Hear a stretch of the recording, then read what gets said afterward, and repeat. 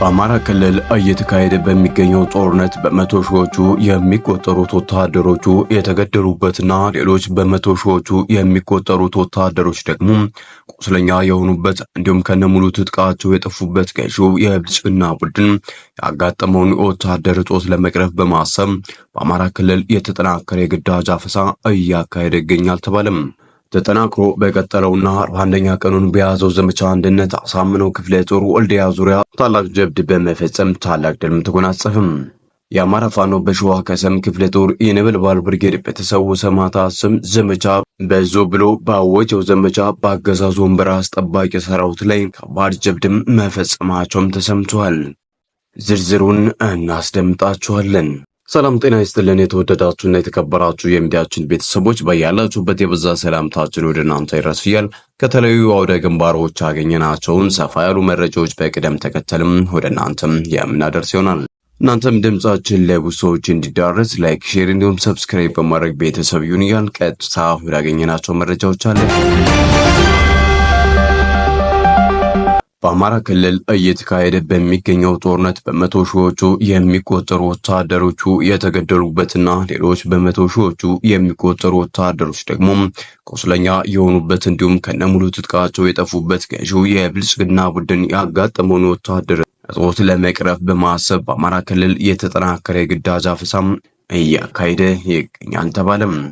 አገዛዙ በአራቱም ማዕዘን የአገሪቱ ዳር ድንበር ሲጠብቅ የነበሩ ወታደሮችን አንስቶ ከአማራ ሕዝብ ጋር በሚያደርገው ጦርነት ያሳተፈ ሲሆን በአሁኑ ሰዓት የሀገሪቱ ድንበር ክፍት በመሆኑም አልሸባብን ጨምሮ ሌሎች አማጽያን እንደፈለጉ የሚገቡበትና የሚወጡበትም ሁኔታም ተፈጥሯል።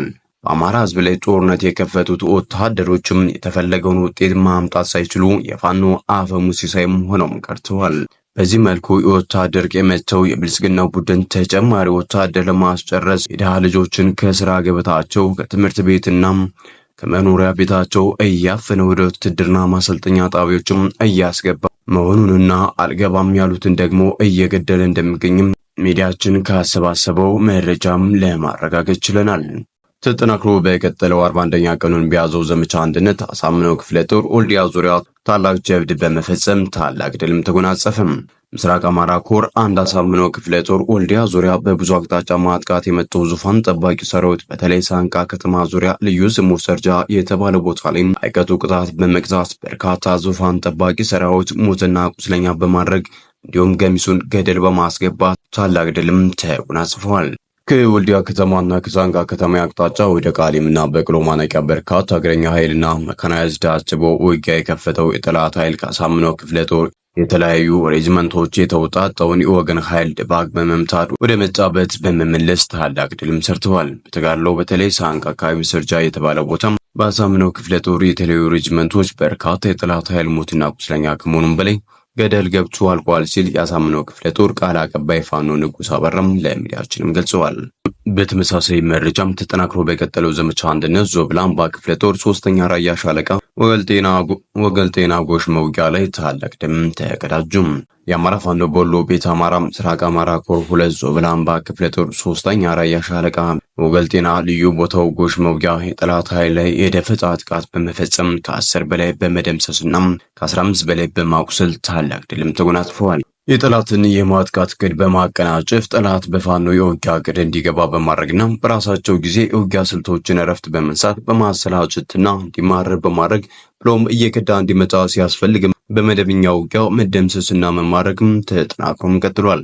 መዳረሻው ድልና ነጻነት የሆነው የአማራ ሕዝብ የህልውና ተጋድሎ በዘመቻ አንድነት ተጠናክሮም ይቀጥላል ብለዋል።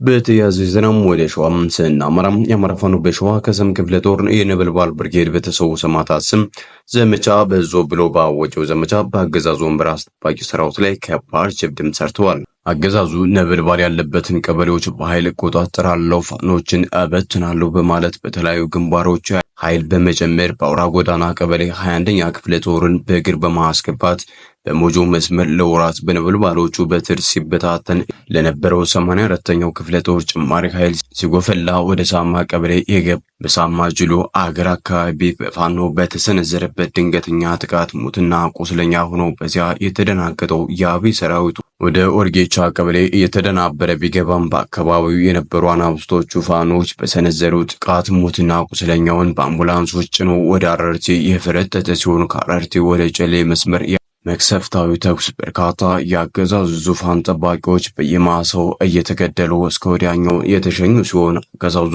ሬሳና ቁስለኛውን ባይስዙ እየጫነ ወደ አረርቲ ያስገባ መሆኑን ከቦታው የዓይን እማኞች የተመለከቱ ሲሆን በሌላኛው ግንባር ወደ ድሬ ቀበሌ ለመግባት ሲቅበዘበዝ የነበረው ደንገጦር ሰራዊት ኮርማ ሀገር ቀበሌ ህብስት ላይ ክላሻቸውን አቀባብለው ሲጠባበቁ የነበሩ አናብስቶቹ የጥይቱ አሩር በወንበዴው የአብይ ሰራዊት አዝንበውበት ከፍተኛ ጉዳት አርሰውበት ሙትና ቁስለኛም አድርገውታል።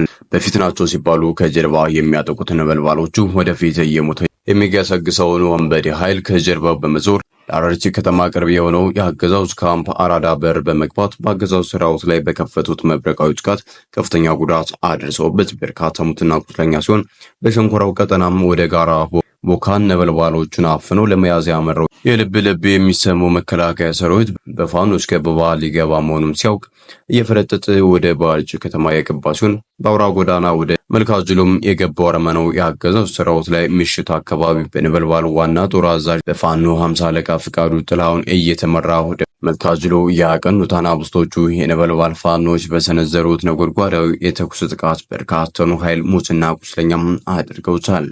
በበርካታ ግንባሮች አለ የሌለ ኃይሉን አግበስብሶ ቀበሌዎችን ለመቆጣጠርና ነበልባል ፋኖን ለመምታት ሲንቀሳቀስ የነበረው የአገዛዙ ዙፋን አስጠባቂ ኃይል ራሱ እየፈራረሰ ሲሆን ይህ መረጃ እስከተጠናከረበት ሰዓትም በበርካታ ግንባሮች ፍጥጫው ተጠናክሮ የቀጠለ ሲሆን በዘመቻ ብዙ ሰማዕታት ከፍተኛ ድል ነበልባሎች ያስመዘገቡ ሲሆን ዘመቻው ላልተወሰነ ቀን ይቀጥላል ሲል የአማራ ፋኖ በሸዋ ከሰም ክፍለ ጦር የነበልባል ብርጌድ ህዝብ ግንኙነት ኃላፊ ኢንጂነር ታደሰ ወንድሙም ለሚዲያችን አሳውቋል። የአማራ ፋኖ በጎጃም ሁለተኛ ተፈራ ዳምጤ ክፍለ ጦር ዮሐንስ አለማየሁ ብርጌድና መብረቁ ተፈራ ብርጌድ በጥምር ውጊያም ድልም ተቀዳጅተዋል። ከቆንጂ ቆለላ ቆሎ መሸጫ እስከ ሞጣዋ አስቴሪዮ ሆቴል ድረስ በጥምር ውጊያ መከላከያ አይቶት በማያውቀው መልኩ በመመታት አውደ ውጊያም ድልም ተቀዳጅተዋል።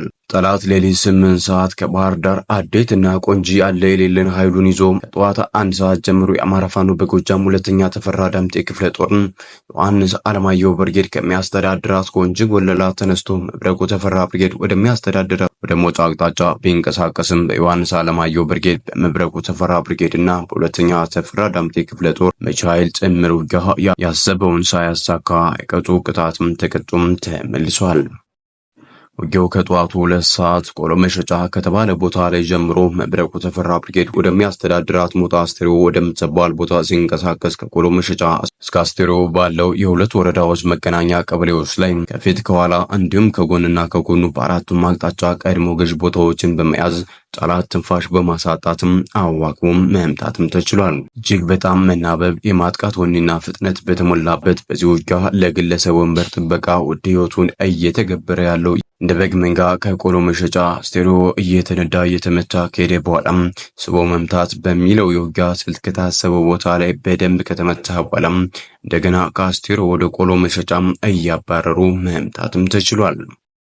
በዚህም ውጊያ ዙ 23 ተተኳሹን ጨምሮ 31 የመከላከያ አባላት 14 ሚሊሻና 7 ፖሊስ በድምሩ 52 ወንበር አስጠባቂ ሲገደል ከ33 በላይ ቁስለኛ ይዞ ወደ መጣበትም የተረፈውን ይዞን ፈርጥቷል። ቁሳዊ ክሳራን በተመለከተ ዙ 23ቱ ከነመኪናው በነበልባሎች በፋኖች ዲሽቃ ተመቶም ከጥቅም ውጭ ሆኖ ቆለባታና ሰርዶ ከተባሉ 2 ቦታዎች ላይ ለመጠገን ሞክሮም አባሮ ደፊው ፋኖ እየተከተለ የመጠገኛ ሰዓቱን አሳጥቶ ቁራሌያቸውን ይዘው እንዲመለሱም አስገድዷቸዋል። ሰላም ጤና ይስጥልን። የተወደዳችሁና የተከበራችሁ የሚዲያችን ቤተሰቦች ለሰዓቱ የነበሩን መረጃዎች እነዚህን ይመስሉ ነበር። በሌላ መረጃዎች እስከምንመለስ በያላችሁበት ሰላም ቆዩልን።